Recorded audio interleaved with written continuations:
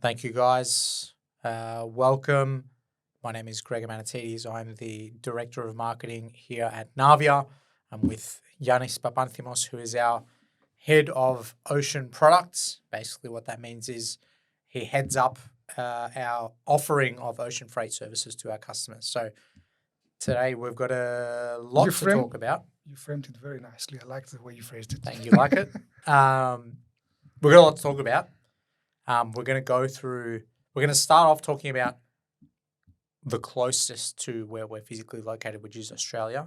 So we'll talk about maybe Trans-Tasman and Asia to Oceania. Yep. And then we'll kind of expand outwards from there, and we'll talk about the freight market. Obviously, there's going to be a lot of overlap and one topic bleeding into another, but we'll try to keep them as separate as we can. And again, that's good because that's also the point, and that's the heart of the supply chain industry, right? Yeah. Things intertwine, things connect between each other. So yeah, definitely we're going to have to overlap.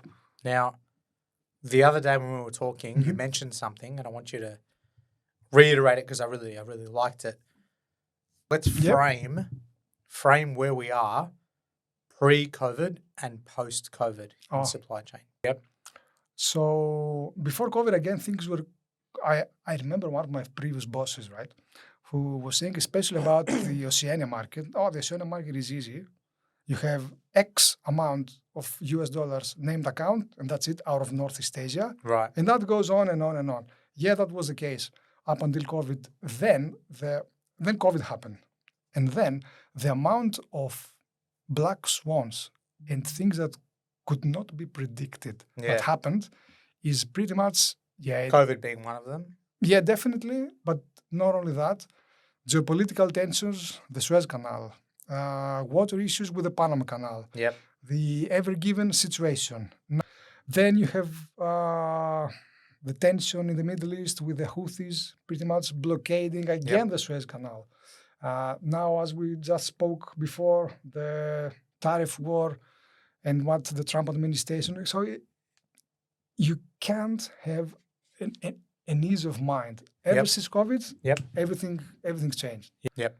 This year, I think it's the first year that it resembles the pre-COVID era. Yeah. Something like that. We're now into slack season for Oceania again. Yep.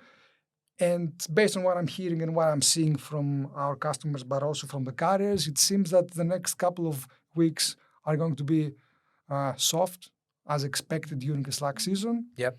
So someone might say that... Sorry, when you mean soft, low rates across the board, or you're talking about more specifically Oceania, into Oceania from China? This is... Yes, specifically out of Asia, Northeast Asia and Southeast Asia into Oceania, because we need to remember, right? When we're talking about Australia or Oceania in general, the main trade corridor is southbound Asia. Yep. Yes, I would say that the last 18 months or maybe more, there has been pretty much very, very insignificant amendments in the capacity. With the exception of a couple of bigger vessels coming and some extra loaders, capacity out of Asia into Oceania is quite stable. And that again has to do with demand not picking up. We will touch on that obviously later when we talk about how things are globally, especially on the Trans-Pacific, which has been so hugely affected by the tariff war and what the Trump administration has announced. Whereas in our side of the world, things are still quite soft. Without that being, though, a good thing. Why don't you explain why is that not a good thing? Yes, because again, those who have good memory will remember that last year, what happened around this period of year, carriers started to withdraw capacity from Asia into Oceania. To artificially bump the rates up? Is that what you're... Pretty much because for two reasons. The first one was what you just mentioned, and the other one was that the carriers are looking obviously at the vessel utilization and the profitability that they can make from the vessels holistically. Yep. The Oceania rates were nowhere near, and I'm referring to the FAK rates, to your everyday rates, spot rates, NAC, correct? Were nowhere near where globally the rates were sitting. So the carriers came back and said, hold on a second.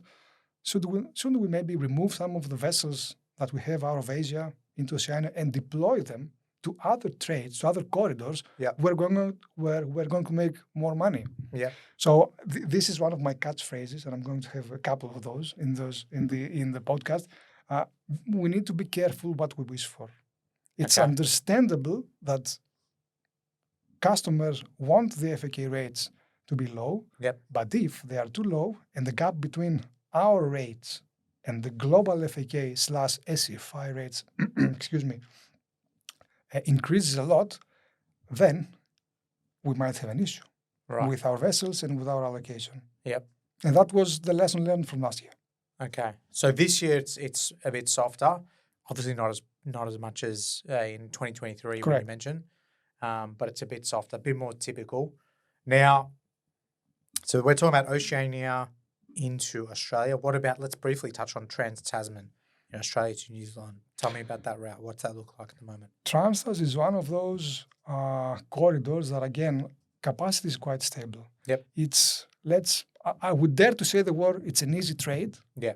Because it's one where capacity is not an issue, and as such, when there are opportunities, the carriers are interested. Yeah. If we go back to, 5-6 years ago, it wasn't the same, mainly because there weren't as many carriers involved on the Trans-Tas trade. Now we have, I wouldn't say too many, but we have a lot. Plenty. There are options, yes. Plenty. And as such, whenever there are options, there is capacity, so the rates are not through the roof. And they're pretty stable. That is indeed the case. Yeah. So during our regular freight market updates, Yep. we have a traffic light system. I think you know where I'm going with this. Yeah. So usually we talk about there being 0 to 30%. You like that, right? You like the traffic system. You like I do like it. And we talk about that being capacity, but you raised a good point. That isn't exactly reflective of capacity, but rather space. Or the ease not even space. Of allocation. Yeah, the ease of access. Yes, let's put it to correctly space. phrased. Perfectly phrased, I would Ease say. of access to space. How easy is it for me to get a spot or a container on a vessel on that route? Where China would be, China into Australia at the moment, or as Oceania, as we speak? It should sit around green. It's okay. Yeah. Not even orange. It's that we're at that. It's on the precipice mark, of both. Yeah, between both. But if a customer is booking, or if they want to place a booking 2 weeks in advance, that's what I have in mind, to be honest with you. If you can place a booking 2 weeks in advance and get space, then in my theory, space/allocation/utilization is, generally speaking, easy. So I would frame this as green. Okay. Yeah. Going back to Europe, what we have seen the last couple of months, unfortunately, is congestion, mainly around the North European ports, Antwerp, Rotterdam, and Hamburg. Yep. However, having said that, though, the last couple of days, I have been reading not a lot, but it's the first time that I'm seeing positive news in terms of the congestion. How so?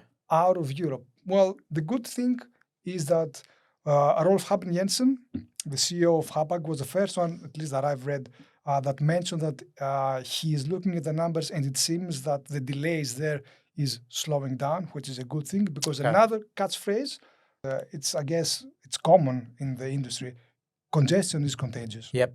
That's something we always need to keep in mind. Yep. It's very, very difficult to have congestion globally, not spilling into nearby ports and corridors. Yeah, because last time it was, correct me if I'm wrong, but Northern European congestion overflowed into South Europe in the Mediterranean. Is that still the case? Or? Correct. Not, of course, there are different scenarios, right? So North Europe might have, let's say, 24 hours or 36 hours of delay in terms of berthing.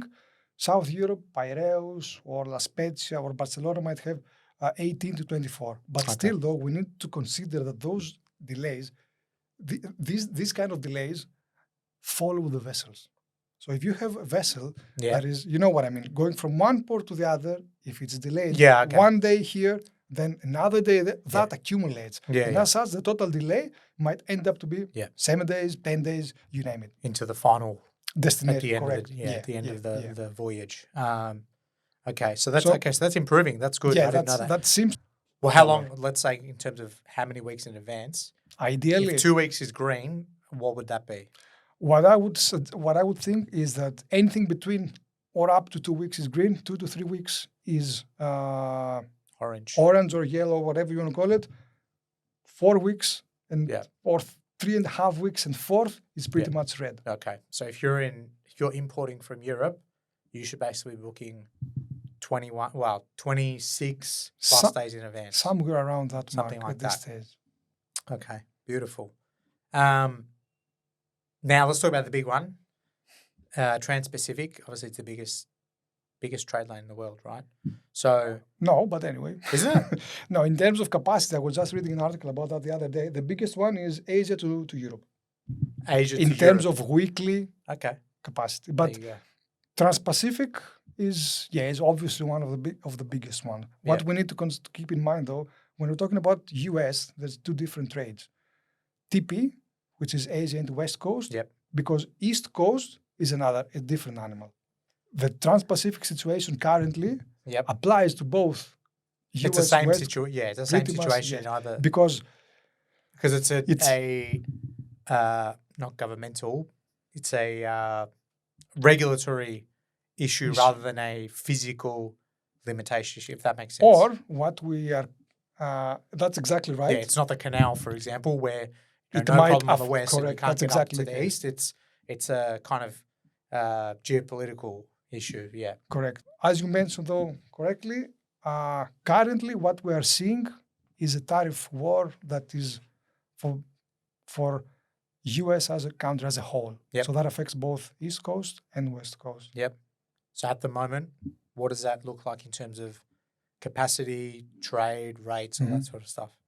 Well, pretty much things are going as expected.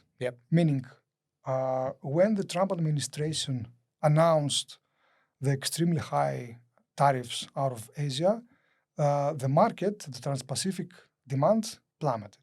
Right? It went very, very low. Consequently, the capacity was withdrawn from the carriers one way or another. Blankings, port omissions, cancellation of existing services on or new ones that were supposed to be deployed, they didn't materialize. When this 90-day period was announced, obviously, although there's a lot of uncertainty because actually no one knows what's going to happen after those 90 days, right? Of course. So we can speculate and there are a lot of scenarios, but again, no one knows for sure. So when that materialized, obviously demand skyrocketed. But at the same time, we need to keep in mind that vessels are not taxis or Ubers. So as such, you can't just flood. You can't just get everything back to where it was. These are literally vessels that weigh tons and tons of, metal and equipment. The other thing, equipment. You can't just all of a sudden put it back where it was before. Catchphrase number 5,673. It's so easy to destroy something, right? But it's difficult to build it again. Back together. So as a consequence, the rates on the Trans-Pacific went up. Because the supply was not there. The carriers have the last couple of weeks fueled more and more vessels and services. So what we're now seeing, we are seeing the rates pretty much plateauing. Not yet, but obviously the increase from week to week is pretty much going down as expected. And they're putting the brakes on the increase. Correct. So pretty much the supply is catching up with demand. And as such, the rates are going to plateau at some stage. What's going to happen after? We don't know. Well, all right. So we've covered that. We've covered TP. Let's talk about, so we know what's going wrong and what's happening. How about advice? Let's say let's start with America because that's the topic we're on. I'm a US-based supply chain manager. I import from China, or my manufacturing is in China, right? I import from China. What can I do at the moment to mitigate the risk my risk exposure? Obviously, that's the $1,000,000 question. Crystal that's a tough ball, one, right? But let's give some scenarios, maybe. Option A, option B.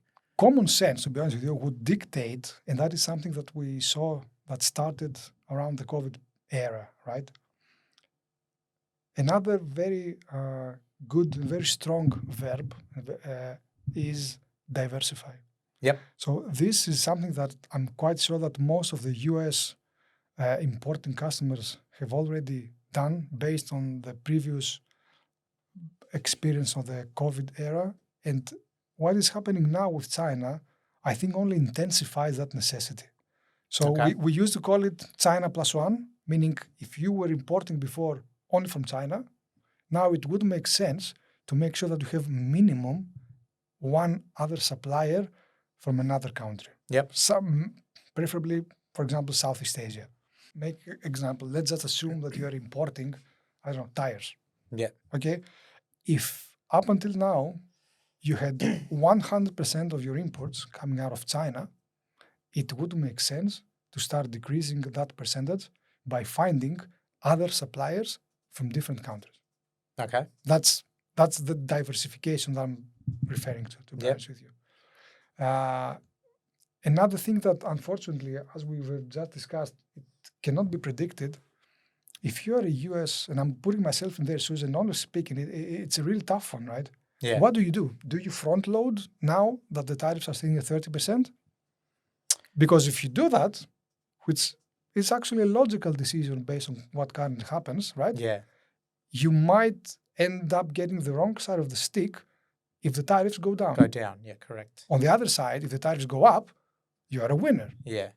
But the thing is, the goalposts keep changing. You cannot forecast, you cannot build your supply chain resiliently enough if the goalposts are changing all over. I think that's pretty much it for this. Sounds good. I think we've covered all the bases. I don't think there's a lane that we've really missed. This was, as we discussed, intended to be an extension, almost an extension of our regular freight market update. So we hope that you found it informative for those listening at home. We hope that the catchphrases didn't confuse you too much. And we'll be doing more of these. So it's not just going to be about ocean freight. It's not just going to be about rates or capacity. There'll be a whole range of topics, but all supply chain related. So thank you for listening, and we will see you next time. Thanks, everyone.